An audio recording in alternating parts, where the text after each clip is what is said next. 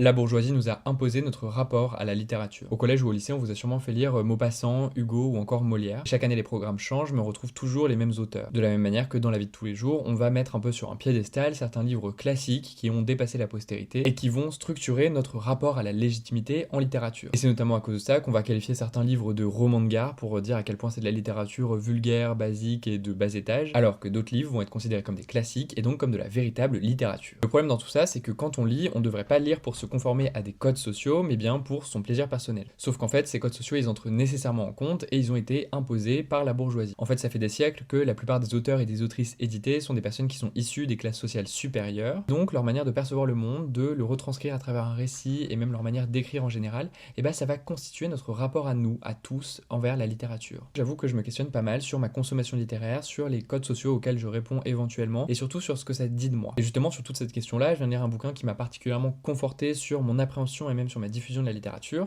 Ce livre, c'est un livre d'Édouard Louis qui s'appelle Que faire de la littérature. Alors on pourrait croire que c'est un essai, en fait c'est un entretien qui est mené avec Marie Caridi, donc on a toute une suite de questions auxquelles Édouard Louis répond petit à petit. Et donc en le lisant, je me suis petit à petit rendu compte de pas mal de choses vis-à-vis de ma consommation littéraire et surtout d'à quel point la classe dominante nous avait imposé un certain rapport à la littérature. Par exemple, on dit souvent d'un livre qu'il est bien quand il est subtil. Quand on dit c'est un livre dans lequel il se passe rien mais dans lequel on comprend tout, comme s'il y avait une certaine hégémonie de l'implicite, c'est des termes qu'utilise Édouard Louis, et que dire les termes de manière très explicite, c'était faire de la mauvaise littérature. De la même manière, on va souvent accorder beaucoup plus de crédit aux livres qui vont seulement susciter l'émotion, mais pas bouleverser directement. Édouard Louis, il raconte ça parce que justement, moi j'ai lu pas mal de ses romans, et dans la plupart d'entre eux, il raconte soit sa propre vie, soit la vie de divers membres de sa famille, et c'est des vies qui sont malheureusement très tristes. Le problème, c'est que depuis ses débuts, on lui a reproché la dimension autobiographique de son œuvre, dans le sens où celle-ci serait trop triste, alors que justement, son projet littéraire à lui, c'était de décrire factuellement ces vies-là, de pouvoir les retranscrire. On l'a aussi beaucoup accusé de misérabilisme, comme si la représentation de la misère était quelque chose de vulgaire, quelque chose qui n'avait rien à faire en littérature, et par rapport à ça, il a une expression, il explique qu'on aime l'autobiographie que lorsqu'elle n'est pas trop autobiographique. De la même manière qu'au cinéma, on aime les homosexuels que quand ils ne sont pas trop homosexuels. Donc lui, il va revendiquer, et ça c'est une idée que j'ai trouvée hyper intéressante, une littérature de la confrontation. C'est-à-dire cette sorte de nécessité de faire de la littérature un lieu de choc et d'affrontement entre le texte et la réalité du monde. Thierry affirme constamment que, comme je disais en début de vidéo, la littérature c'est quelque chose de situé à la fois socialement et politiquement. Donc lire, écrire, publier, tout ça, ça engage certains rapports de pouvoir. Donc finalement, il faudrait peut-être réinterroger nos rapports aux institutions littéraires, à l'école, au canon esthétique, et surtout à la manière dont on va juger certains textes comme universels, là où certains témoignages vont être jugés comme uniquement personnels. Et donc la véritable radicalité du livre, elle est là, elle est dans le fait que la littérature ne change pas le monde par la morale qu'elle prêche, mais plutôt par les formes qu'elle invente et les vies qu'elle rend visibles. Alors si la bourgeoisie nous a imposé un rapport à la littérature, peut-être qu'aujourd'hui on peut légitimement se demander que faire de la littérature.